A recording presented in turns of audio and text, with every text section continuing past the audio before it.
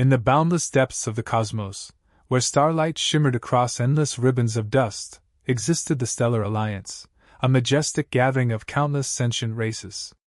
Forged over 12 millennia, it was a glorious feat of civilization, a monument to the far-reaching cooperation of galactic regions, a harmonic synergy that promised equality and shared prosperity. Yet even the grandest alliances can be vulnerable to fractures, and history, like cosmic tides, never stood still. It was within this galactic spectacle that the Sylvian race emerged, unassuming newcomers yet progressing with an exponential speed, having only stepped foot into the Alliance less than 4 decades past. Despite their brief historical record, their vessels, rugged yet efficient shuttles, had become a familiar sight in the Stellar Alliance's trade docks, and their sharp diplomatic prowess had earned them a seat in the political arena among the long-established races. As their influence has risen, there were whispers of secrets hidden by the Slivian race, a cruel truth that would soon shake the pillars of what the Concord was founded upon. And right at the epicenter of this upheaval, one name repeatedly surfaced: Captain Al of Valerius. Captain Al of Valerius, an austere yet charismatic Sylvian diplomat, a being who rarely divulged more than a stoic countenance. It was this captain who held the torch that would burn this galactic agreement. In that day's tense hearing within the Star Alliance's Oval Hall, Valerius approached the podium, the echoes of her purposeful strides marking the shift from a time of rule-following to uncertainty and disequilibrium. A hum vibrated as holographic visuals ignited, filling the chamber with portraits of skullduggery and corruption. Nebulae of clandestine trades, phantom fleets, and coded transmissions flared forth, each strand a piece of evidence offered as a glimpse into the vast trade-military association coiling around the conduits of the Galactic Alliance, its tendrils infiltrating the most distant worlds, as well as the most discreet investment sites. Those early moments of horror were something that all of the Council, as seasoned as they may have been, agreed would haunt imaginations for epochs to come. Their eyes were swallowed in the ghastly reflections, as the somber faces of the leaders were warped by an image of utter corruption. "What I present to you today," Valerius intoned, her tone gravelly but precise, "may very well change how we all perceive the Alliance. I deliver simply the facts, and the conclusion is left up to you." Skepticism erupted like a shower of shooting stars. Gazes shifted to fixate on the representative of Drelia, a commercial-minded federation that had accrued both affluence and influence. Drelia's representative, Prince Regulus, tilted back into his lounge, the polished scales of his form whispering as his physique shifted. "Captain Valerius," Prince Regulus said, venom oozing from every word. "The source of these so-called disclosures is dubious, as we all know. Our intelligence has been provided very thoroughly. That evidence is far from bogus, and I have confidence to note that exact action suggests the obvious truth." Valerius struck back, her subtle vocal inflections painting self-assurance and mastery. Frankly, her evidence made a number of her Sylvian race's oldest allies hesitate. Significantly, was the Duchess Oriana of the Cygnus Syndicate. Heading a noble family that stood for scholarship and enlightenment, Duchess Oriana battled for a time, as her facial expression wavered between backing and cynicism. "Ambassador, the implications are vast," she noted, her intonations musical. "That if what you accuse is, possibly is, proven authentic, then the implications for every being in the Allegiance is incredibly huge." While the argument raged on, Valerius kept composed. Her look remained consistent, a firm tower between a sea of change. In fairness, while she searched for enlightenment, the only thing she found was mourning and fury from many who she once would have considered the greatest protectors of knowledge and the unwavering certainty of fact. High Commissioner Tethys, having recently been someone of slow speaking, now was seeming to shift into a period of indecisiveness as others talked. "Let's seek counsel from those believed among us before continuing. To be authorized in a federation of amazing minds, we are forced to approach actions with care and considered view," Duchess Oriana said. Various had votes for to or against, as those who the Captain Valerius trusted seemed shocked to see the testimonies. Others spoke less certainly, their doubtful tones giving a glance at what they would think or take in moments to come. Then, members of council took on a crucial choice that would affect everyone, should the Slivian investigation remain, albeit with greater security? I give my vote for a test, someone said. I reject, another argued. My certainty lies with truth, noted another. After several counts, all that remained was uncertainty. There were little concessions that allowed the meeting to continue onward. Now, we desire with the greatest strength that our every offering has a follow-through, in which there are routine and fair investigations that will lead toward discoveries as it seems most reasonable and authentic. One council leader spoke. From then onward will all offers be presented to your council for evaluation. Do we all agree that these practices should go without any debate and without notice, so to protect our investigation and your minds? A second chimed in. Finally, the murmurs slowed, and everyone nodded. As silence fell among the chambers, the chair spoke up. The session now ends. As most exited the chambers, all could not deny that the meeting had created quite a stir, the repercussions of which were coming in the future. With one last look, she left behind all the memories of previous meetings, now viewing those who were to be comrades with a suspicious air as to whether they had any ulterior intent in place. She left and gazed at infinity. The universe is what it is. As a woman of Sylvian descent, she believed only in the truth, the purity that it possessed, and the lack of other things associated with it like lies and trickery. The echoes of Captain Valerius's bombshell confession lingered in the grand reception hall, its lavish ornamentation now casting a pallid, accusatory light. The initial wave of shock and outrage had receded, replaced by a more insidious corrosion, a festering distrust that gnawed at the very foundations of the Star Alliance. Before the Valerius incident, the Alliance had been, if not perfect, at least a cohesive whole, bound by centuries of shared history and mutual reliance. The countless species that comprised it, the crystalline Zixtral, the gelatinous Klebs, the avian Valtteri, the serpentine Ophidians, had learned, often through trial and error, to navigate the delicate dance of interspecies relations. There had been simmering resentments, clandestine power plays, and undercurrents of economic inequality, yes, but there was also a core belief in the shared destiny of the galaxy, a conviction that cooperation was the only path to survival. But now, that bedrock was cracking. Doubts, once whispered in hushed tones, now roared through the corridors of the Concord. For what was the meaning of alliance, if even a new power was able to turn a blind eye toward the security protocols? The fallout began, subtly at first, like a faint tremor before a devastating quake. Representatives from smaller federations, once eager to court Sylvian favor, now avoided their delegates in the bustling marketplace district. Trade agreements, once readily approved, were now subjected to endless scrutiny and bureaucratic delays. The greatest fear? One was having to see if some of the members' actions were that of ill intentions in mind, in effect rendering their contributions questionable at best. This fear, however, quickly bubbled into real anxiety as sources confirmed a rapid and constant presence of trade vessels that headed towards Slivian space were, in fact, war frigates and other vessels meant for military purposes. In the grandest irony of it all, these vessels often came under the same trade routes as ones for humanitarian resources. How many ships went and came in one piece, and how many never arrived at their destinations? The first to break ranks was the Inari Collective, a species of sentient fungi that thrived on the volatile energy fields of the Crimson Nebula. For generations they had relied on the Alliance's protection, their delicate systems vulnerable to the predatory tactics of the Krovan marauders. Now, terrified by the sudden display of Sylvian power, they declared their neutrality, retreating into the depths of the nebula and severing all ties with the Concord. It was a drastic move, severing a vital trade link and sending ripples of panic through the galactic economy. The Inari's departure acted as a catalyst. One by one, smaller federations began to follow suit, each citing the Sylvian threat as the primary reason for their secession. The Xyler, the insectoid merchants of the Whirlwind Galaxy, withdrew their vast trading fleets.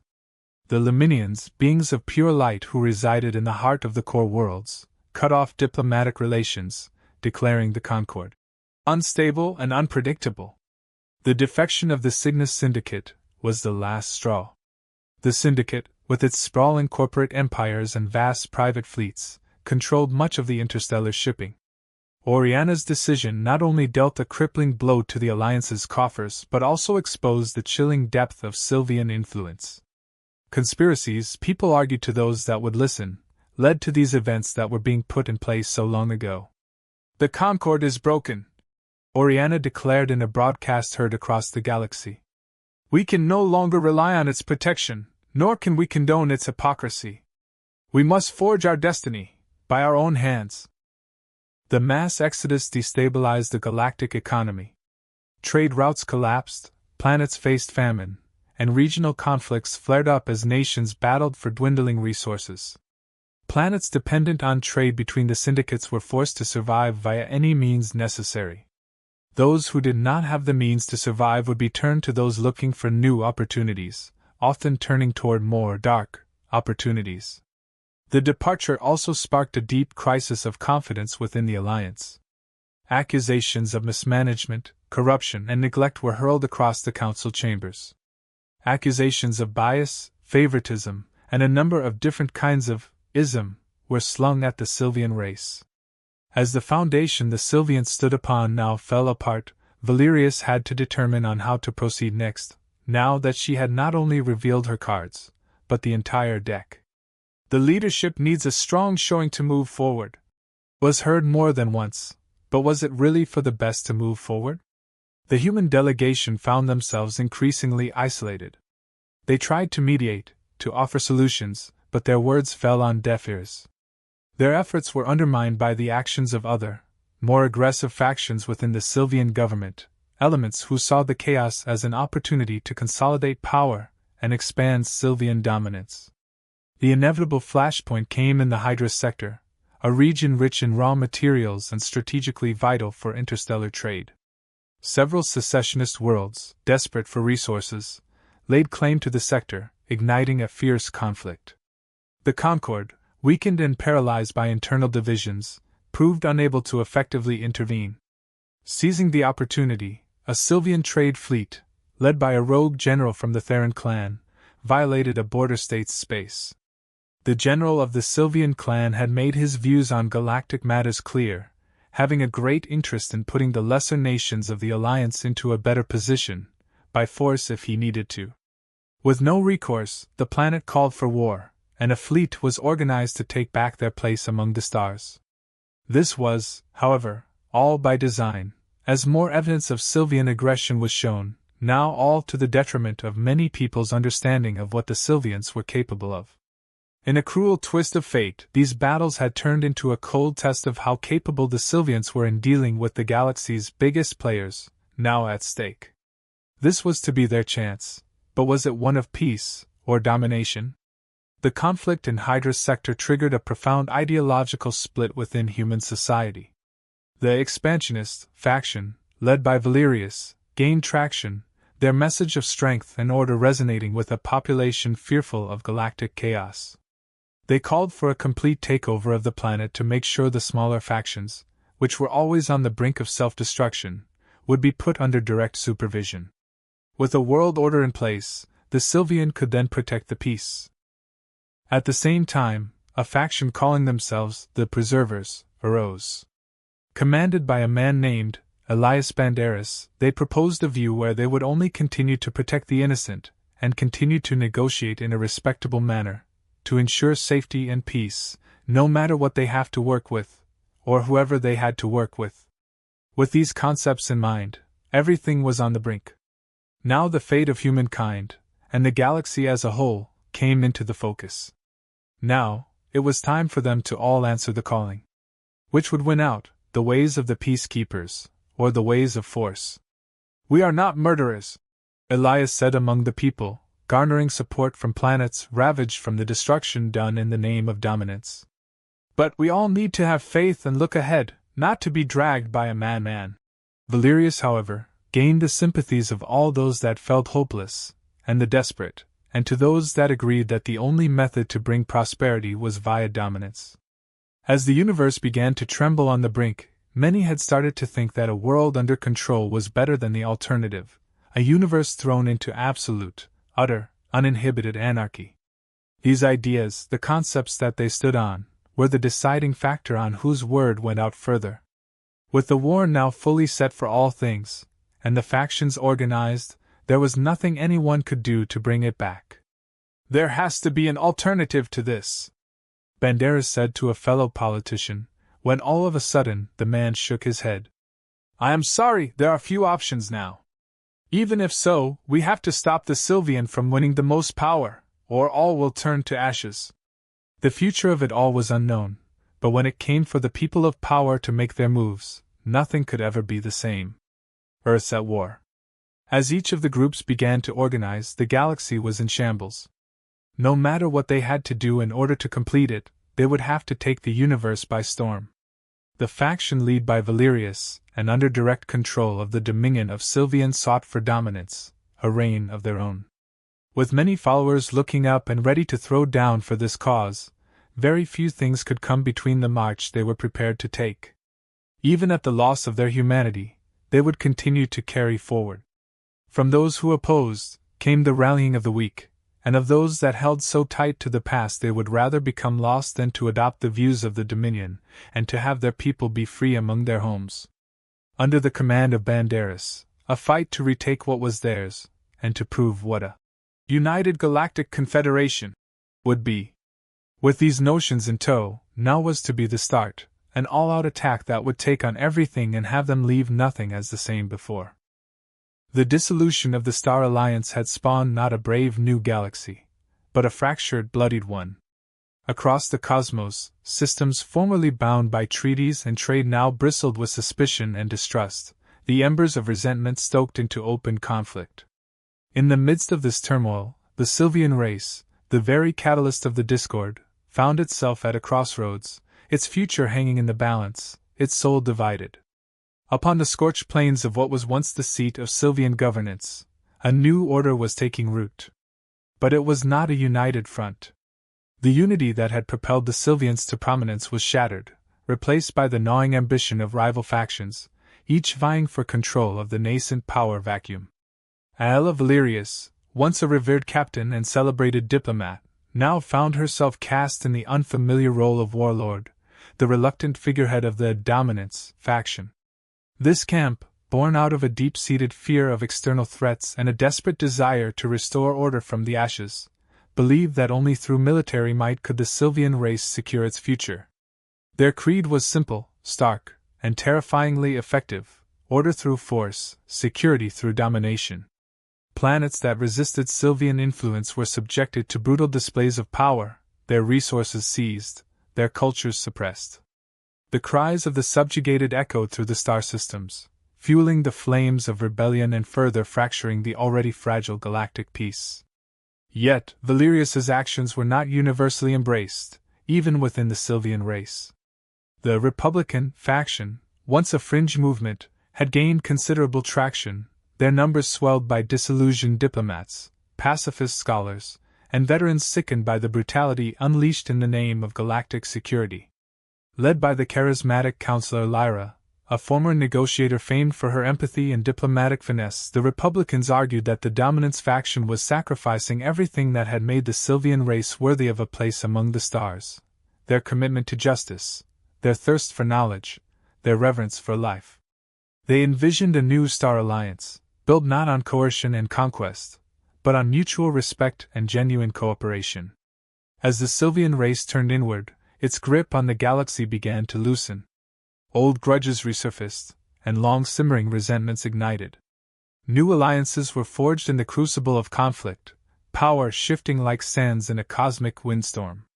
The reptilian Crovan Empire, long confined to the fringes of known space, saw an opportunity to expand its territory. Their fleets, once dismissed as a mere nuisance, now launched brazen raids on Sylvian outposts, claiming long-lost territories and seizing valuable resources. Other emerging powers, like the technologically advanced but isolationist Qythari Collective, offered protection to smaller federations willing to align with them, creating a complex web of alliances and rivalries that threatened to engulf the entire galaxy. The war had also spread back to Earth. There, in a surprise twist of things, a band of rogue human nations sought to take what the others had lost by aligning with the former syndicates. To many, This felt wrong, like siding with the devil.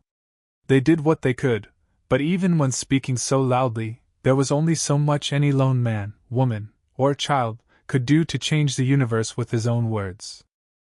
But as the war continued, the things that everyone feared came to fruition. The Sylvian race began to commit war crimes. In one instance, the entire world of the Seraphine race came to utter ruin due to the Sylvian ships dumping a toxic fuel into the atmosphere.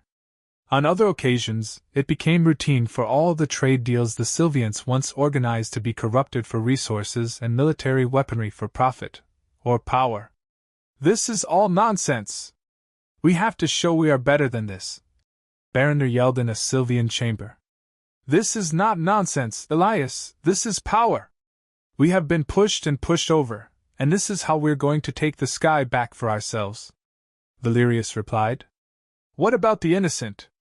There is nothing and no one that is innocent in war." As the video feed quickly ends.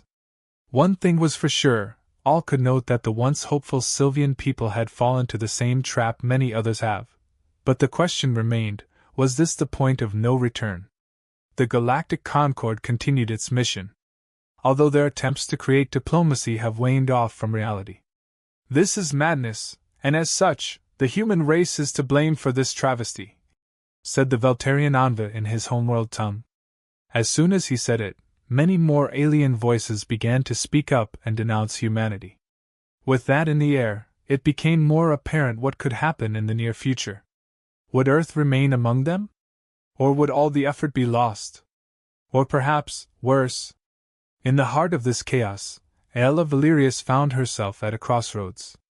As commander of the Dominance faction, she held the power to shape the future of the Sylvian race, perhaps even the galaxy itself. But with that power came a crushing burden, a moral weight that threatened to crush her spirit. During the peak of the second battle, she would recall moments of her actions. Many planets lay in utter ruin.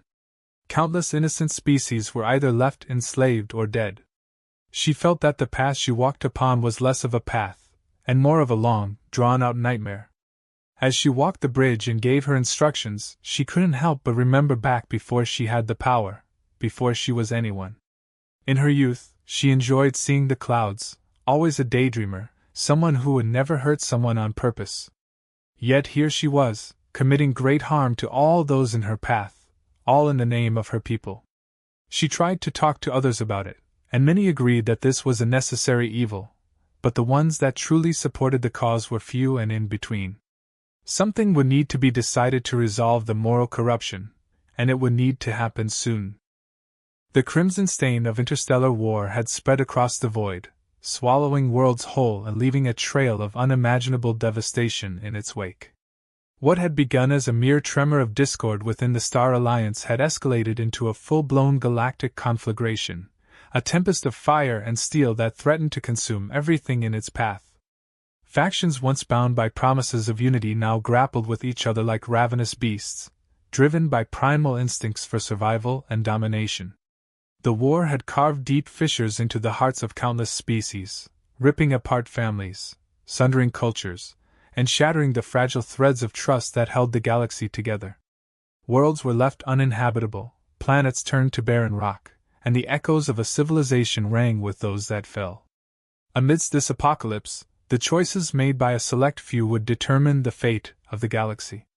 The battle for the Hydra sector, originally sparked by the Sylvian invasion, had become the centerpiece of the entire war, a maelstrom of ships, energy bursts, and the cold, uncaring void of space.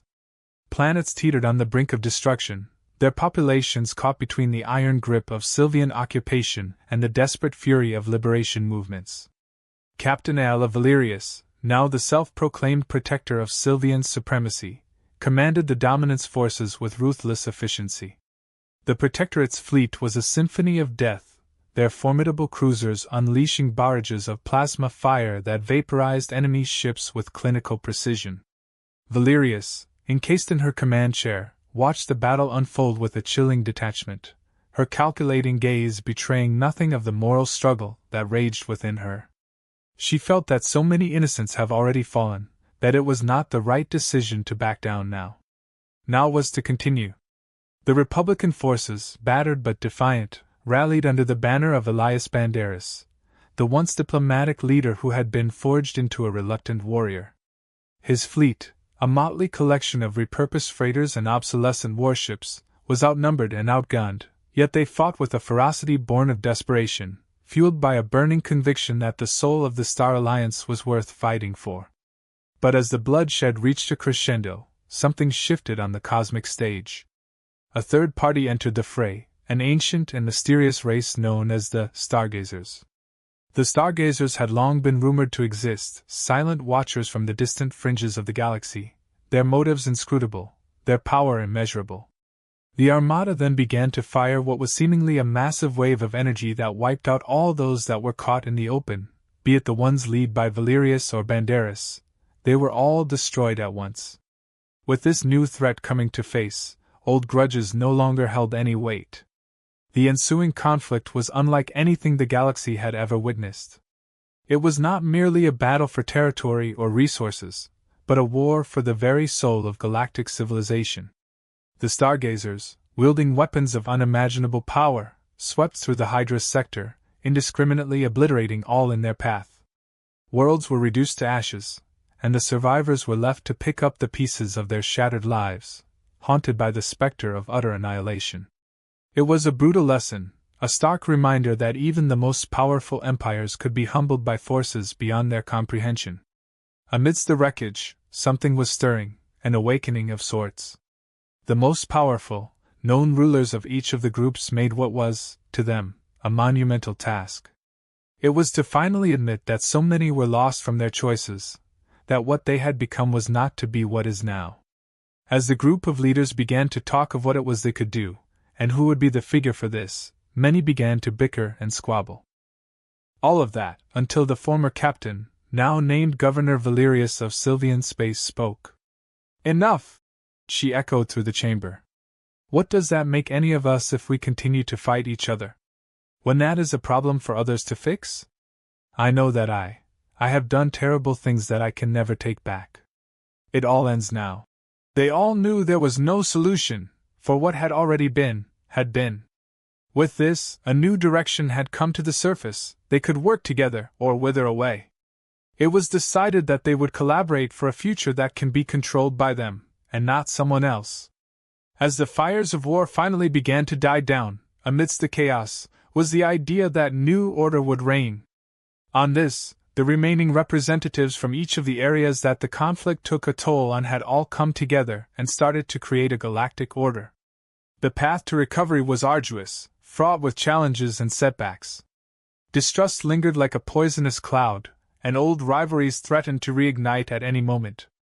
With these many problems, it took a great deal of effort to unite those into something. Still, the foundation had been set. It was decided by the group that to create a strong united front, that the ways of the past could not continue. That there must be sacrifices from every side of the group, and that there would need to be some concessions from groups that thought one way and others that thought another. It was to be agreed that some of the past had to be left behind, while the future would become what the heads sought. New leadership positions would be open as well. As positions of power opened up, each of the many factions of the galaxy would place those whom they had faith in to lead them to a path of prosperity. Most importantly, an alliance with each other, to work for peace and prosperity, must always take priority. And it was here that they were given the next teaching from a leader, to understand the intricacies of what was to come. He had long been around, now ready to give direction to those seeking it. While we may all live and die in our own right, it does not mean we were not capable of working together, said the elder. Every individual, every faction, and all those who come along with them can live in peace as long as we allow it to be. If it is to happen, we shall do what we can. We shall remember it all as an act of kindness, to see that the end may always be a time of peace for all. But with peace, that allows others to sneak in and try to claim what we have. A warrior among those spoke to the elder. How would you suggest we fight a war of ideologies and thought? There is no real way to do that now, but we must, together, not be so reliant on those thought.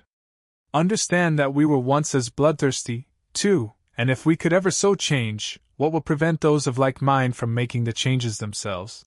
He had a point, so long as both sides were doing it, that something was more important than simply claiming victory. It became a very interesting and introspective day after then, as everyone pondered to find peace to be of a benefit in more than one way. As the day closed out, Captain Valerius approached the elder, now an ambassador of interspecies relations. "How can you forgive the past?" Valerius asked. "How could any of them forgive what we had all done?" The older man paused, then looked up to the captain with an old smile, and showed them what they could change. "Humans are known to have a lot of things in their possession. With all their innovation comes great feats. I propose a system where we are both able to hold on to our thoughts, yet not to push upon others our ideas." He notes, "It is like any other relationship. All it really takes is some kindness, to understand what it means to have true heart, to be kind even if you don't like to be, that is all that is really needed." Valerius and the old man simply nodded, thinking that all they could do to bring peace forward was simply to be kind. It had been months since the Security Council incident. The pieces of the alliance were all falling back into place after they had hit the ground in pieces, yet not all were back to how they were before. Many lives were claimed, and it was because of this that all the people were now able to come to some form of peace and to start to do better. This small group of the powerful had now come to a start to something bigger and more well thought out. In the end, the journey from chaos to reconciliation would prove to be a long and arduous one, fraught with challenges and setbacks. It would require sacrifice, compromise, and an unwavering commitment to the ideals of unity and justice. But the seeds of a new era had been sown, and with them, the promise of a galaxy where even the most formidable predators could find a path towards peace. And that's how it all was to end in the future. At least for now.